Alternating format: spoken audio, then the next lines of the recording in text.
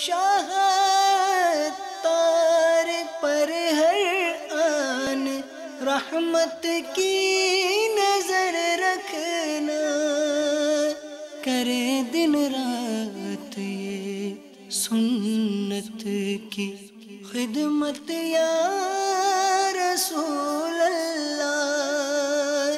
الحمد للہ رب العالمین والصلاة والسلام على سید المرسلین، اما بعد فاعوذ باللہ من الشیطان الرجیم، بسم اللہ الرحمن الرحیم۔ الصلاة والسلام علیک یا رسول اللہ وعلى آلک واصحابک یا حبیب اللہ۔ الصلاة والسلام علیک یا نبی اللہ وعلى آلک واصحابک یا نور اللہ۔ میٹھے میٹھے اسلامی بھائیوں اور اسلامی بہنوں، الحمدللہ عز وجل خالق کائنات جل جلالہ کی زمین پر عشق رسول صلی اللہ تعالی علیہ وآلہ وسلم کا مدنی جام تقسیم کرنے والے ایسے مرد کامل اب بھی موجود ہیں جو فیشن کی آفت میں گرفتار لوگوں کو پیارے مصطفیٰ صلی اللہ تعالی علیہ وآلہ وسلم کی سنت کریمہ کا اسیر بنانے کے خواہاں ہیں۔ یہ اللہ عز و جل کا خاص کرم ہے کہ اس نے ہمیں اس پرفتن دور میں تبلیغ قرآن و سنت کی عالمگیر غیر سیاسی تحریک دعوت اسلامی کا مدنی ماحول اور شیخ طریقت امیر اہل سنت ابو بلال حضرت علامہ مولانا محمد الیاس عطار قادری رضوی دامت برکاتہم العالیہ جیسے ولی کامل کی صحبت باثر سے نوازا۔ یقیناً امیر اہل سنت دامت برکاتہم العالیہ ان عظیم ہستیوں میں سے ایک ہیں جن کی مخلصانہ جد و جہد کی برکت سے ہزاروں نہیں بلکہ لاکھوں مسلمان بالخصوص نوجوان برائیوں سے تائب ہو کے نیکیوں کی راہ پر گامزن ہو چکے ہیں۔ الحمدللہ عز و جل بلا مبالغہ امیر اہل سنت دامت برکاتہم العالیہ نے اپنے سنتوں پر بیانات کے ذریعے لاکھوں مسلمانوں کی دلوں میں مدنی انقلاب برپا کر دیا۔ الحمدللہ عز و جل مکتبۃ المدینہ ان بیانات کو آپ تک پہنچانے کی سعادت حاصل کر رہا ہے، لہذا تمام اسلامی بھائی اور اسلامی بہنیں اس بیان کو توجہ کے ساتھ سماعت فرمائیں۔ الحمدللہ رب العالمین والصلاة والسلام علی سید المرسلین، اما بعد فاعوذ باللہ من الشیطان الرجیم، بسم اللہ الرحمن الرحیم۔ الصلاة والسلام علیک یا رسول اللہ وعلی آلک واصحابک یا حبیب اللہ۔ الصلاة والسلام علیک یا نبی اللہ وعلى آلك وأصحابك يا نور الله۔ امام غزالی رحمت اللہ تعالی علیہ نے ایک ایمان افروز واقعہ نقل کیا ہے۔ ایک بزرگ فرماتے ہیں کہ میں ایک بار سفر حج پر روانہ ہوا، ایک اور شخص بھی شریک سفر تھا، وہ اٹھتے بیٹھتے چلتے پھرتے کثرت سے درود و سلام پڑھتا رہتا تھا۔ میں نے اس سے سبب کثرت درود دریافت کیا تو اس نے مجھے اپنا قصہ سنایا۔ بات یہ ہے کہ جب میں پہلی بار اپنے والد گرامی کے ساتھ حج پر چلا تھا، ایک منزل پر ہم نے پڑاؤ کیا، ہم سو گئے۔ میں نے خواب دیکھا کہ کوئی کہنے والا کہہ رہا ہے کہ غفلت کی نیند سونے والے، تیرا باپ سویا رہ گیا ہے اور اس کی موت واقع ہو چکی ہے، اور ساتھ ہی اس کا چہرہ سیاہ پڑ چکا ہے۔ میں چونک پڑا، آنکھ کھل گئی، قریب ہی میرا باپ لیٹا تھا۔ میں نے باپ کے چہرے سے جب چادر ہٹائی تو واقعی میرا باپ مر چکا تھا اور چہرہ اس کا کالا ہو گیا تھا۔ میں صدمے سے نہال ہو گیا کہ یہ مسافرت غریب الوطنی اور یہ آفت نہایت ہی رنجیدہ اور غمگین تھا۔ ناگاہ میری آنکھ لگ گئی تو میں نے خوفناک منظر دیکھا کہ 4 کالے کالے حبشی بڑے بڑے لوہے کا گرد اپنے ہاتھوں میں لیے ہوئے میرے باپ پر مسلط ہے۔ ابھی یہ منظر میں دیکھ رہا تھا کہ اتنے میں نور کا چاندنا ہو گیا اور ایک حسین و جمیل شخصیت کا ورود مسعود ہوا۔ آتے ہی اس نورانی ہستی نے ان 4 حبشیوں کو ہٹا دیا اور پھر میرے والد کے سیاہ چہرے پر اس نے اپنا گورا گورا ہاتھ پھیرا اور پھر مجھے پکار کر کہا کہ اے مسافر، تیرے باپ کا چہرہ اللہ تعالیٰ نے اپنے فضل و کرم سے منور کر دیا۔ میں آگے بڑھ کر اس کا دامن تھام لیتا ہوں اور اس سے عرض کرتا ہوں کہ نور کے پیکر اپنا تعارف بھی کرائیے کہ آپ کون ہیں. اس غریب الوطنی اور مسافرت کے عالم میں آپ نے میری مصیبت دور کر دی. تو وہ نور کا پیکر مسکرایا, پھول جھڑنے لگے, الفاظ کچھ یوں بنے کہ تو مجھے نہیں جانتا, میں تیرا آقا محمد رسول اللہ صلی اللہ علیہ وسلم. میری آنکھ کھل گئی. واقعی جب میں نے اپنے والد کے چہرے کو دیکھا تو میرے والد کا چہرہ نور سے جگمگا رہا. اس وقت سے بس میرا یہ ورد ہے کہ اٹھتے بیٹھتے چلتے پھرتے درود و سلام کی گجرے لٹاتا رہتا. اللہم صلی وسلم وبارک علی سیدنا ومولانا محمد النبی الامی الحبیب العالی القدر العظیم الجاه وعلی آلہ وصحبہ وسلم. صلاۃ و سلام علیکہ یا سیدی یا سیدی یا سیدی یا رسول اللہ. تنبیہ الغافلین میں حضرت فقیہ ابو اللیث سمرقندی رحمت اللہ تعالی علیہ نقل کرتے ہیں, آپ فرماتے ہیں کہ جب کوئی بندہ لا الہ الا اللہ کہتا ہے, لا الہ الا اللہ, آپ بھی کہیے ماشاءاللہ, کہ جب کوئی بندہ لا الہ الا اللہ کہتا ہے تو اس کے منہ سے ایک سبز پرندہ نکلتا ہے. اس کے دو بازو یاقوت اور موتیوں کے مطلب اس میں جڑا ہوتے ہیں. وہ سیدھا عرش کی طرف پرواز کرتا ہے. عرش کے نیچے پہنچ کر وہ اس طرح اپنے بازو بڑبڑاتا ہے کہ شہد کی مکھیوں کی سی بن بنات کی سی آواز گونجنے لگتی ہے. ارشاد ہوتا ہے اسکن ٹھہر جا. یہ کہتا ہے کہ میں اس وقت تک ساکن نہیں ہوں گا جب تک اس لا الہ الا اللہ کہنے والوں کو بخش نہ دیا جائے. چنانچہ ارشاد ہوتا ہے کہ ہم نے اس کی بخشش فرما دی. پھر اس کو 70 زبانیں دی جاتی ہیں. ان 70 زبانوں سے وہ اس لا الہ الا اللہ پڑھنے والے کے لیے مغفرت کی دعا کرتا رہتا ہے, یہاں تک کہ کل قیامت میں وہ پرندہ اس لا الہ الا اللہ کہنے والے کا ہاتھ پکڑ کر اسے جنت میں داخل کر دے گا. لا الہ الا اللہ, لا الہ الا اللہ, لا الہ الا اللہ, محمد رسول اللہ صلی اللہ تعالی علیہ وسلم. پیارے اسلامی بھائیوں, الحمدللہ ماہ رمضان کی آمد ہے.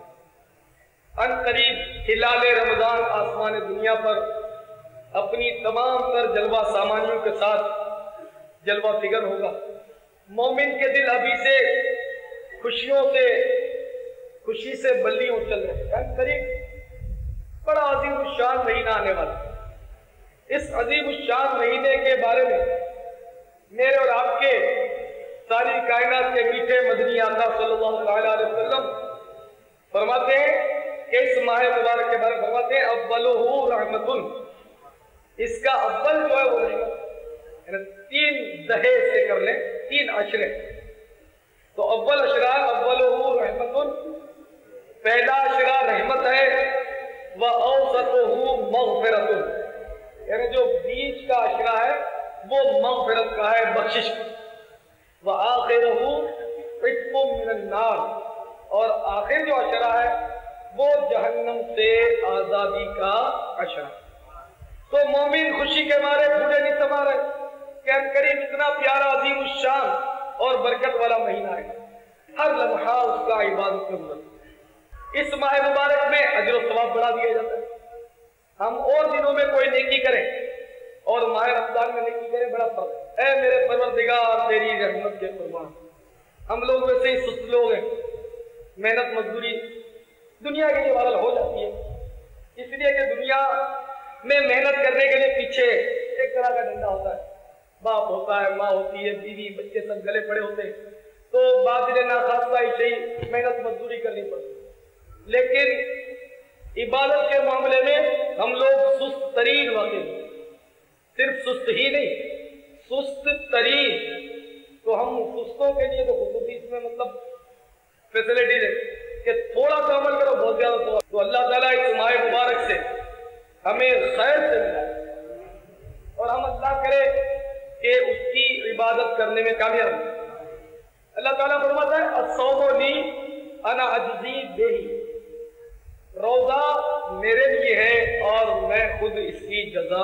دوں گا. اب بعض محدثین نے عجزی کو اجزا پڑھا، اس طرح پڑھا الصوم لی وانا اجزا بہ، روزہ میرے لیے ہے اور میں ہی اس کی جزا، کہ روزہ میرے لیے اور اس کی جزا میں خود. تو جس کو خود اللہ تعالیٰ مل جائے اس کو پھر اور کسی نعمت کی حاجت ہی کیا ہے. اور یاد رکھیے جنت میں یوں تو بے شمار نعمتیں، بے شمار نعمتیں، یعنی یہ سمجھ لیجیے کہ جنت میں کسی قسم کا کوئی رنج نہیں، کوئی دکھ نہیں، کوئی فکر نہیں، جو چاہو وہ مل جائے.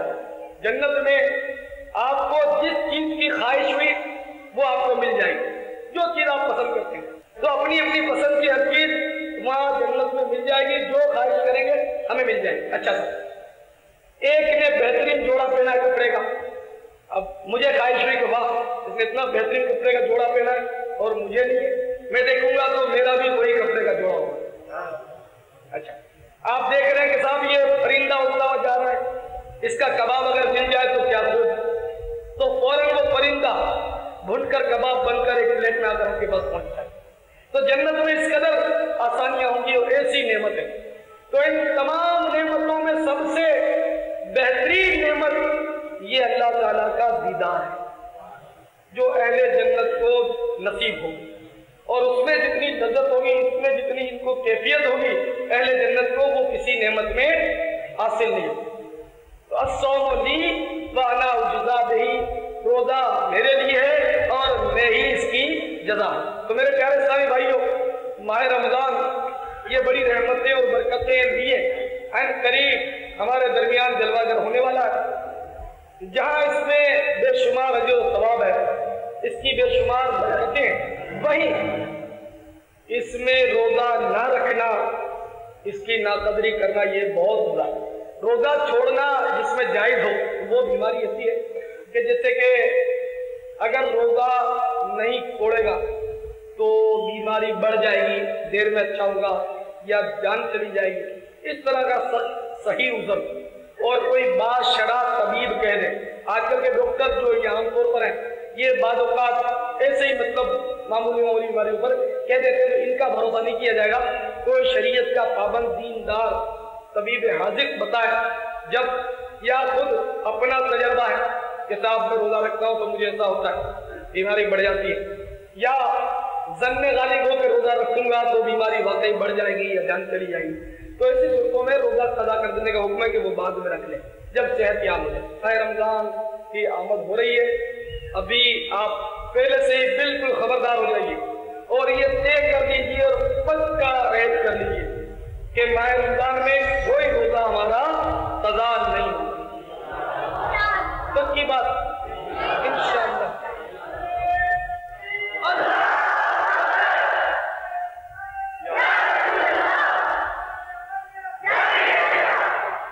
ماشاءاللہ چھوٹے چھوٹے بچے جو نابالغ ہیں ان لوگوں نے بھی ہاتھ اٹھا دیا، لیکن کوئی بات نہیں، نابالغ جو ہیں ان پر روزہ فرض نہیں، نماز بھی فرض نہیں ہے. خیر وہ رکھیں گے تو اب آپ کو ملے گا، لیکن اگر وہ نہ بھی رکھیں یا ماں باپ ان کو سختی سے روکیں تو وہ ماں باپ کی بات نہیں. نابالغ پر روزہ فرض نہیں. پھر یہ نہ ہو کہ وہ اجتماع میں آنے سے روک لیں. یہ بچے کہیں گے کہ ہم نے اجتماع میں ہاتھ اٹھایا گلزار حبیب میں، ہم تو پورا مہینہ روزہ رکھیں گے. اچھا یہ باتیں اب دیکھتی ہوں کیسے جاتا ہے اجتماع میں، تو ممی روک لے گی تو یہ بھی مسئلہ ہو جائے گا. تو اس لیے نابالغ جو ہے وہ مطلب والدین اجازت دیں، صحت ساتھ دے تو روزے رکھیں، ورنہ کچھ رکھیں کچھ نہ رکھیں. اگر ایک بھی نہ رکھیں نابالغ تو ان کو گناہ نہیں.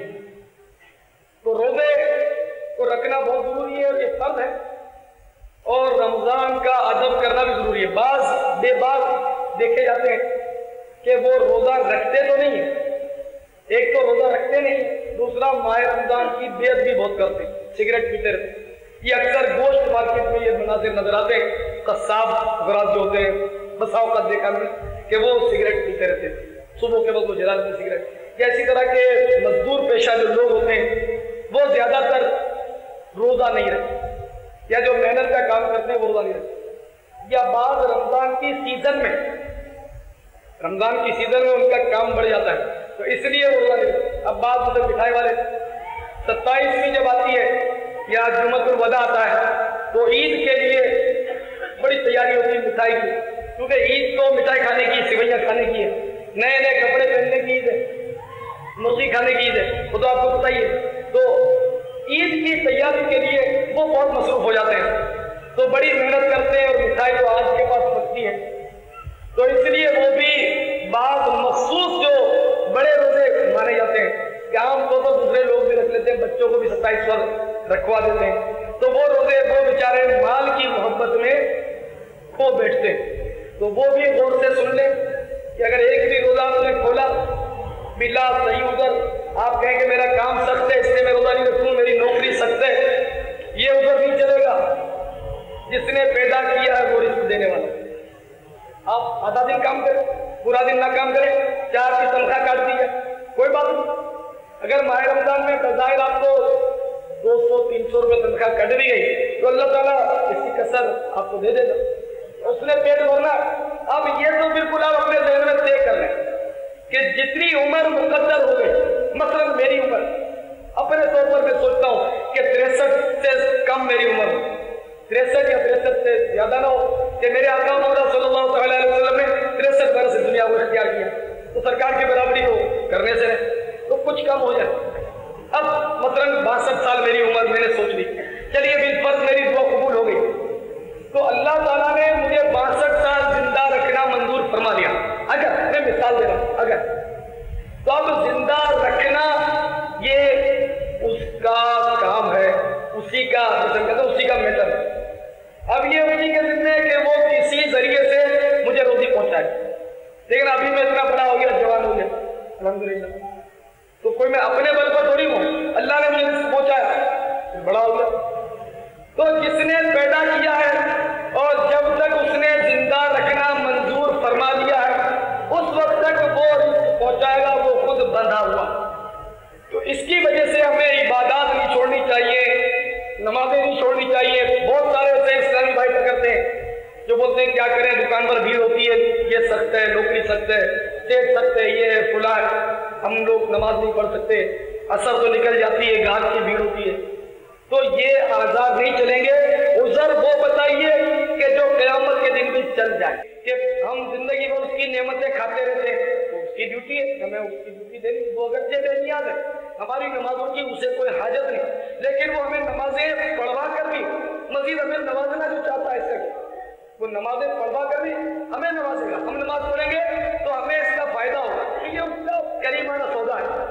جیسے قرآن عظیم میں ان اللہ اشتری من المؤمنین انفسهم واموالهم بان لهم الجنہ، بے شک اللہ تعالیٰ نے مومنوں سے ان کی جانیں اور ان کے اموال خرید فرما دیے اس عوض میں کہ اسے جنت عطا کرے۔ یعنی کتنا عجیب و غریب اور کریمانہ سودا کہ جان بھی اسی نے دی، مال بھی اسی نے دیا اور خرید بھی وہی رہا، اور سودا بھی کتنا پیارا، جنت کے بدلے میں خرید رہا، جنت کے بدلے۔ اور جنت کی نعمتوں کا بھی ایک ہلکی سی جھلک میں نے آپ کو دکھائی۔ جنت کو سمجھنے سے دماغ تاثیر ہے، یہ بالکل آپ ذہن نشین فرما لیں کہ جنت میں وہ نعمتیں ہیں کہ کسی آنکھ نے اس کو نہیں دیکھا۔ ہاں ایک آنکھ ہے جس نے دیکھا ہے، جو ہر ایک کو دیکھ رہی ہے، ہمیں بھی دیکھ رہی ہے، ہمارے اعمال کو بھی دیکھ رہی ہے، ہمارے اخلاص کو بھی دیکھ رہی ہے۔ اس آنکھ کو آپ پہچانتے ہو، وہ آنکھ کون سی ہے، سمجھتے ہیں نا؟ وہ مدینے والے کی آنکھ ہے، مدینے والے کی آنکھ نے جنت کو دیکھا اور ہمیں بتا دیا جنت ایسی ایسی، ہم نے عرض کیا آمنا و صدقنا، سر تسلیم خم ہے جو مزاج سرکار میں ہے۔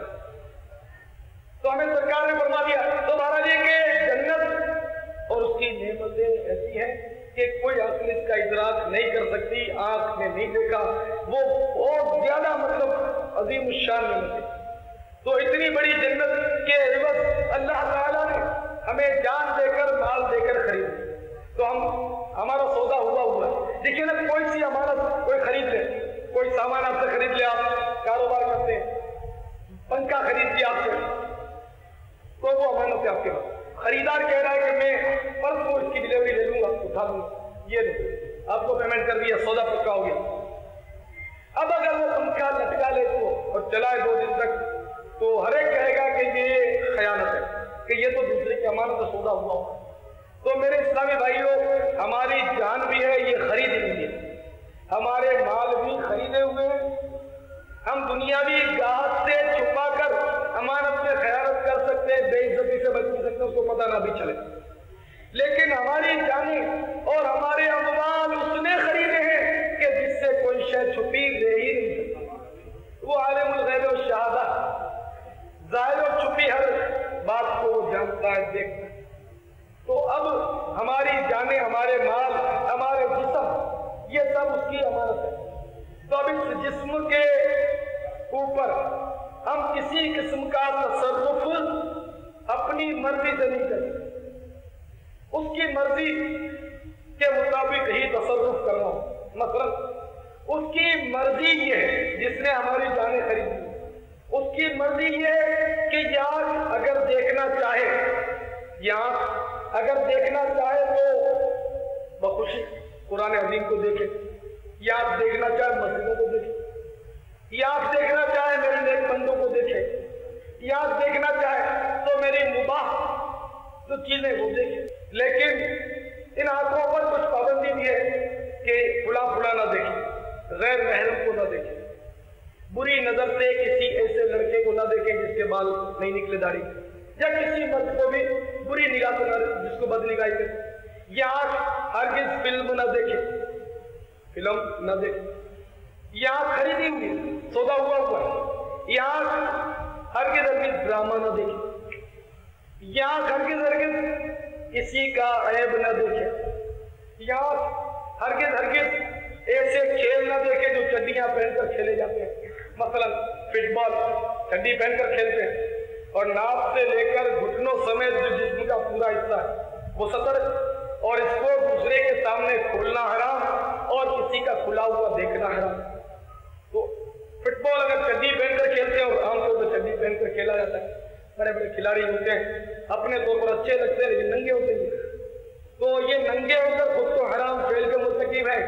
जितने जम गट्ठा लगाकर इनको देखते हैं वो सब भी, जितनी देर तक वो देखते रहेंगे वो भी हराम काम में मुब्तला है। तो इस आंख पर पाबंदी है कि ये ऐसे खेल ना देखे। बॉक्सिंग ये भी चड्डी पहनकर, कबड्डी ये भी चड्डी पहनकर, कुश्ती ये भी चड्डी पहनकर, तो ये सारी लज़वियात और फजूलियात ये आंख ना देखे। और अगर देख ले तो क्या होगा साहब? खयानत कर दी। तो जिसकी खयानत कर दी वो सजा देना भी जानता है, और वो सजा भी बहुत सख्त देता है। आंख में अगर कचरा पड़ गया तो मूड कितना हो जाता है। कभी पड़ा आपकी आंख में कचरा? कोई जरा पड़ गया हो कभी, आंख लाल धूम हो जाती है, सूज जाती है, और मूड पूरा ऑफ, कोई बात अच्छी नहीं लगती, खाना अच्छा नहीं लगता, डॉक्टर के पास भागते रहते, इलाज हो भी जाता है। तो जरा इस कचरे को सोचिए कि कचरा एक तिनका एक जर्रा आंख में पड़ जाए तो बर्दाश्त नहीं होता।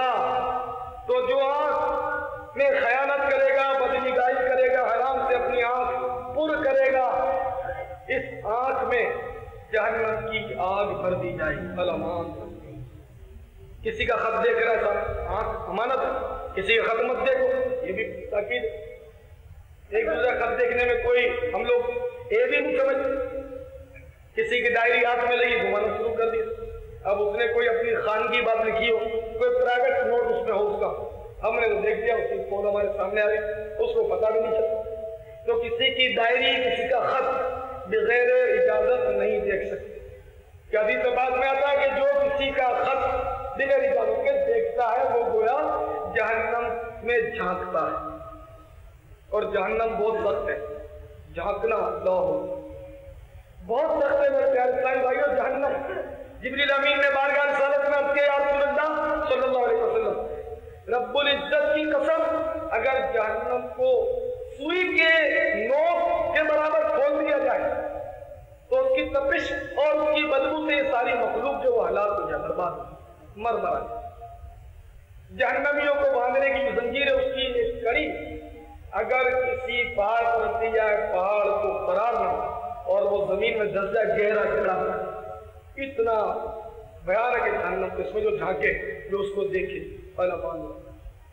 तो ये आंख जो है वो खरीदी हुई, उसका सौदा हुआ है। तो बस ये वही देखे जिसकी इजाजत है, जिसकी इजाजत नहीं है वो नहीं देखे। कान ये भी अमानत, یہ کان سن تو سکتے ہیں، دعوت اسلامی میں اجتماع میں آ کر وہ اللہ رسول کی باتیں اور سنتیں ضرور سنیں، جہاں کہیں بزرگ کوئی قرآن مجید کی بات بتائے وہ ضرور سنیں، اچھی اچھی باتیں ضرور سنیں، تلاوت سنیں، نعت پاک سنیں، لیکن خبردار کسی کی غیبت نہ سنیں، کسی کا عیب نہ سنیں، کوئی دو خفیہ بات کر رہے چھپ کے تو کان لگا کر نہ سنیں۔ بڑا تجسس ہوتا ہے جب دو بھائی الگ جا کر بات کرتے ہوتے ہیں تو ہمیں بڑا تجسس ہوتا ہے کہ بھلا کیا ذرا سننا چاہیے، بالکل ہم ایسے سیانے ہو جاتے ہیں ادھر ادھر دیکھنے سے پتہ ہی نہیں اگلے کو اور کان وہیں لگے ہوتے ہیں۔ اور جب چند آدمی ہیں تو دو آدمی جانا چاہیں بات کرنے کے لیے، تین چار آدمی کھڑے ہیں تو ان کو بھی یہ چاہیے، اس کی عادت یہ ہے کہ ان سے اجازت لیں کہ اگر آپ اجازت دیں تو ہم دونوں الگ سے بات کر لیں، تاکہ ان کو بھی وسوسے نہ آئے کہ پتہ نہیں ہمارے خلاف کیا بات ہو رہی۔ تو بہرحال یہ کہ اگر کسی کا عیب یہ کان سنیں گے تو مرنے کے بعد، کیونکہ انہوں نے خیانت کی ہے، سودا ہوا ہے، مرنے کے بعد ان کانوں میں پگھلا کر سیسا ڈال دیا جائے۔ آج اگر ذرا زور سے تنکا مار کے کوئی دیکھے، جیسے ٹرائی نہیں کرنا، پردہ پھٹ گیا تو میں پھنس جاؤں، ایک مطلب محسوس کرنے کے اگر تنکا مار دیں کان میں تو کتنی تکلیف۔ تو اگر معاذ اللہ ثم معاذ اللہ اگر کان میں سیسا ڈال دیا گیا پگھلا تو کیا؟ اور آنکھوں کے بارے میں یہ بھی ہے کہ کسی کے گھر میں بھی نہ جھانکے۔ آج گھر میں جھانکنا تو گئے بھی نہیں، گھر میں تو ہر ایک جھانکتا ہے ایک دوسرے کے، کوٹھے پر چڑھ گئے جھانک کر دیکھ رہے ہیں اس کے گھر میں، نیچے سے گزر رہے ہیں دروازہ کھلا ہوا کے دیکھ رہے ہیں، پتہ ہی کسی کے گھر میں ہم چلے گئے تو دوسرے کمروں میں حالانکہ پردہ ہے، دروازہ آدھا ٹیڑھا بند ہی ہے، آڑا ٹیڑھا، لیکن اس میں بھی ترچھی نظر سے ہم دیکھتے ہیں کہ اندر کیا خزانہ رکھا ہو، اجازت نہیں۔ حدیثوں میں کہ کوئی کسی کے گھر میں جھانکے اور اگر وہ گھر والا اس جھانکنے والے کی آنکھیں پھوڑ دے تو اس پر قصاص نہیں، کوئی سزا نہیں۔ اگر ہم کسی کے گھر میں جھانکے اور وہ ہماری آنکھیں بھی پھوڑ دے تو اس پر کوئی سزا نہیں، تو یہ کتنا برا کسی کے گھر میں جھانکے۔ تو میرے پیارے صاحب بھائیوں، ہر چیز بکی ہوئی ہے، منہ بکا ہوا ہمارا، یہ بھی بکا ہوا، جب آنکھیں اور کان۔ خبردار حلال کے علاوہ اس میں کوئی نہ جائے، حرام شے بالکل نہ جائے۔ اگر حرام کا لقمہ اس منہ سے ایک ڈالا 40 دن کی عبادتیں رائے گا ہوں گی، دعائیں قبول نہیں ہوں گی۔ اور اگر وہ لقمہ حرام کا منہ کے ذریعے گیا تھا، پیٹ میں رکھا ہوا ہے، اس حالت میں بندہ مر گیا تو جہنم میں ڈال دیتا ہے۔ خبردار حرام کا لقمہ منہ میں داخل نہ ہونے پائے۔ سارا جسم خریدا ہوا تو باری باری معاوضہ کی تفصیل ایسے ہی معلوم کر رہے ہیں، کہیں ہمارے دل میں خوف پیدا ہو کہ ہم جو یہ رات دن خیانت کرتے جا رہے ہیں ہم سمجھیں کہ ہمیں اللہ عقل دے۔ چہرہ خریدا ہوا ہے، اب چہرہ بھی اس کی مرضی کے مطابق ہو، اور بچہ جانتا ہے کہ چہرہ کیسا ہو، آپ سب جانتے ہیں۔ بار بار یہاں بیان ہوتا بھی رہتا ہے کہ چہرہ کیسا ہو۔ الحمدللہ حکم ہے داڑھی بڑھاؤ، مونچھیں پست کرو، آتش پرستوں کی مخالفت کرو، یعنی میرے دشمن جو آگ پوجنے والے ان خبیثوں جیسا چہرہ نہ بناؤ۔ لیکن سودا ہوا چہرے کا سر جس کا ہوا جنت کے بدلے، لیکن بدقسمتی چہرہ ان جیسا ہم رکھتے ہیں، اس میں خیانت ہو جاتی ہے۔ داڑھی اگر رکھ بھی نہیں، اگر محبت پھوٹ پڑی رکھ بھی نہیں تو اتنی رکھتے ہیں، فرینچ کٹ۔ من تشبہ بقوم فہو منہم، جو جس قوم سے مشابہت کرے گا وہ انہی میں سے۔ تو کہیں ایسا نہ ہو کہ چھوٹی یعنی فرینچ کٹ رکھ کر فرانسیسیوں کے ساتھ مصیبت میں پڑ جائیں۔ ہمارا عاشق ہونا چاہیے سرکار کے عاشقوں کے ساتھ، تو وضع بھی سرکار کے دیوانوں جیسی بنانی ہوگی۔ تو اس میں بھی خیانت نہ کیجیے، رکھیے اور مصطفیٰ کی پسند کی رکھیے۔ اگر چھوٹی کر دی یا منڈوا دی تو حرام، خیانت کر دی۔ اسی طرح ہاتھ، کہ ہاتھ بھی کسی کے مدد کے لیے اٹھے، یہ نہیں کسی کی جیب پر جائیں، یوں مار کے چپ ہو گئے جیسا پتہ ہی نہیں، اگلے کا دل ڈوب گیا، اس کو ایذا پہنچے اور ہم سے اگر پوچھا کہ اتفاق سے پوچھ لیا مارنے والے کو کہ کس نے مارا ہے، مجھے کیا معلوم، تو یہ جھوٹ بولا، معلوم تو تھا جھوٹ بولا، یہ زبان کی خیانت ہو گئی، جھوٹ تو بولا تھا، اس کا عذاب الگ، مار کر ایذا پہنچائی، اس کو تشویش میں ڈالا، پریشان کیا، اس کا عذاب الگ۔ تو اس طرح مطلب ہے کہ یہ ہاتھ جو ہے اگر اٹھے تو نیک کام کے لیے اٹھے، تجارت کے لیے اٹھے، کسی کو دینے کے لیے اٹھے، نہ کہ کسی کو دکھانے کے لیے آتا، کسی یتیم کے سر پہ یاد پھر جائے اللہ۔ ایک حدیث شریف یاد آگئی مزہ کہ جو کسی یتیم کے سر پر اللہ کی رضا کے لیے شفقت سے ہاتھ پھیرے تو جتنے بالوں پر وہ ہاتھ پھیرے گا ہر بال کے بعد اس کو ایک ایک نیکی ملے۔ تو یہ ہاتھ جو ہے یہ مطلب خریدے تو جس طرح سودا ہوا ہے، جس سے سودا ہوا ہے اس کی مرضی کے مطابق یہ ہاتھ کرنے چاہیے۔ اسی طرح جناب پاؤں سمجھدار ہے، یہ پاؤں ہے مسجدوں میں آنے کے لیے، سینما گھروں میں جانے کے لیے تھوڑے ہی۔ سینما گھروں میں گئے تو کام خراب ہو جاتے نہ جاتے ہیں، اٹھ جاتے ہیں، پتہ نہیں چلتا۔ حالانکہ بزرگان دین عجیب ہوتے ہیں۔ ایک بزرگ کا قصہ لکھا ہے، بنی اسرائیل کے دور پہ تھے، اپنے عبادت خانے میں عبادت کیا کرتے تھے، تو بری خواہش سے وہ باہر نکل گئے، شیطان غالب آیا اور پاؤں باہر رکھ دیا، اور اچانک احساس ہو گیا کہ میرا پاؤں گناہ کی طرف اٹھ گیا، کیا ہو؟ بہت نادم ہوئے، بہت روئے، بہت پچھتایا۔ خیر وہ عورت تو چلی گئی اور انہوں نے یہ پاؤں جو گناہ کے لیے نکلا تھا اس کو باہر رہنے دیا، اندر نہیں دیا، تو کمبخت گناہ کے لیے چاہتا، اس کو اپنے اس کمرے میں اپنے عبادت گاہ میں نہیں دیا۔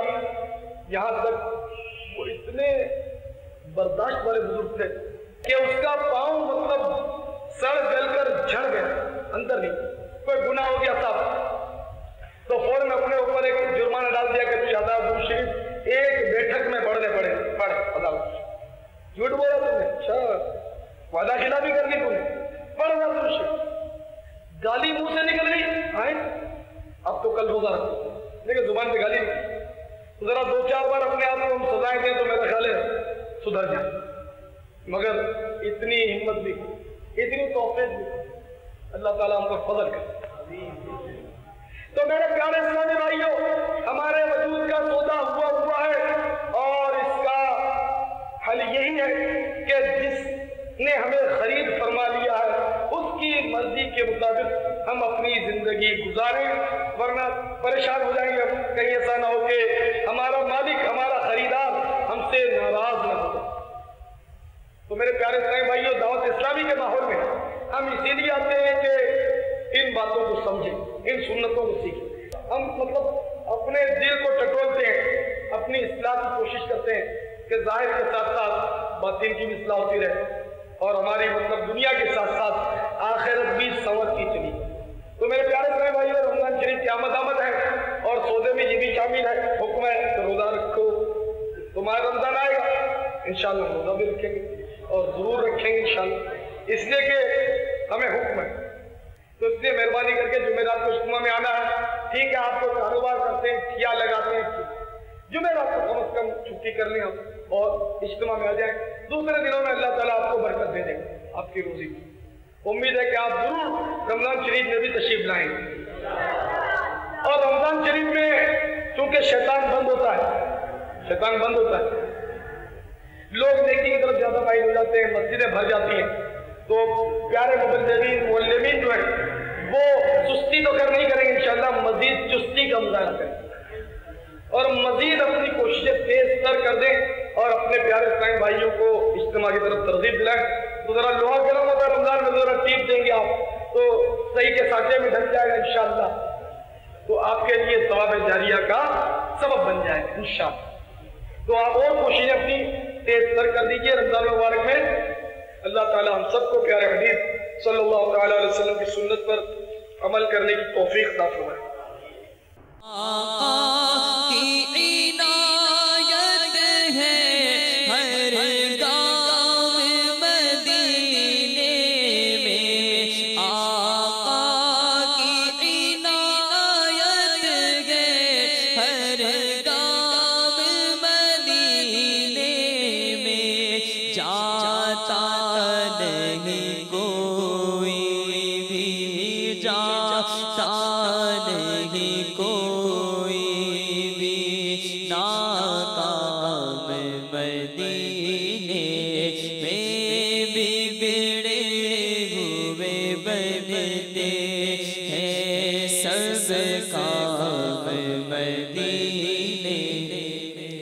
اور حاجیوں رو